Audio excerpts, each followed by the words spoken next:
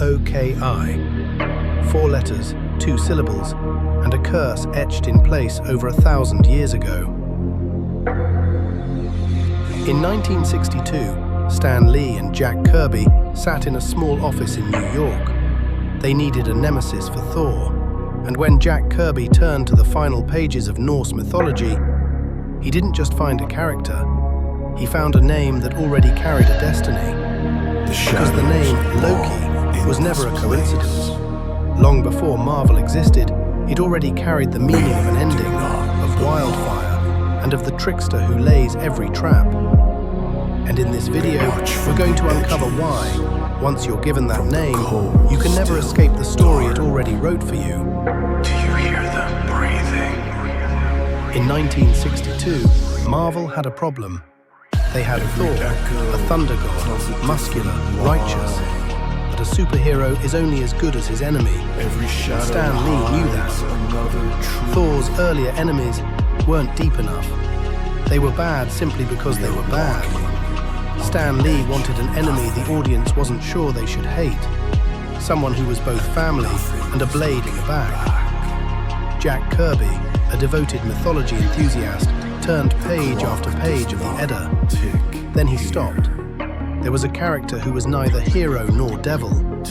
He was Odin's blood brother by oath. He sat at the same feast table as the gods, then quietly slid a knife into their backs. Stan Lee looked at that name, and maybe, just maybe, he sensed something. That this name wasn't just a label, it was a prophecy. Name apart. Because in Old Norse, Loki wasn't just a sound, it was a riddle. And the answer is more frightening than you'd think. The first explanation.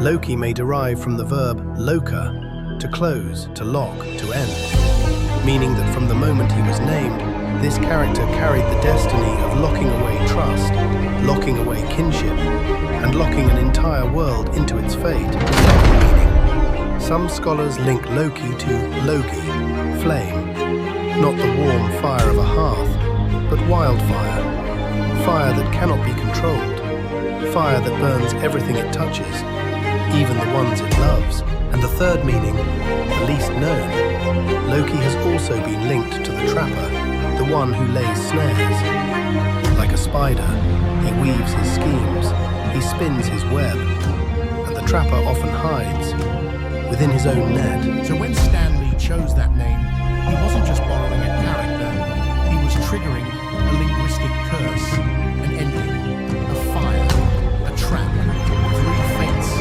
in a single name. But here's the crazy part. Marvel didn't just borrow the name, they borrowed the entire psychological structure, and the parallels make you wonder whether they were rewriting the myth or the myth was rewriting them. First, the brotherhood. In mythology, Loki was blood, Odin's brother by oath. In Marvel, they're adoptive brothers.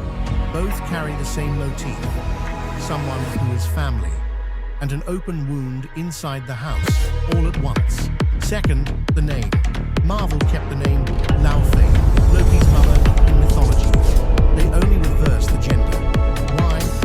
Because even in changing it, they wanted to keep the thread tied to the source. And third, the most chilling parallel, Ragnarok, the apocalypse. In mythology, Loki triggers the fall of the 9 realms. In Marvel, Loki appears in the biggest events, the first Avengers, Infinity War, and the very film named Ragnarok. Is that a coincidence? Or did the name shape the fate all along? But here's the crazy part. Marvel didn't just borrow the name, they borrowed the entire psychological structure, and the parallels make you wonder whether they were rewriting the myth or the myth was rewriting them. First, the brotherhood. In mythology, Loki was blood, Odin's brother by oath. Marvel, they're adoptive brothers. Both carry the same motif, someone who is family and an open wound inside the house, all at once. Second, the name. Marvel kept the name Laufey, Loki's mother in mythology. They only reversed the gender. Why? Because even in changing it, they wanted to keep the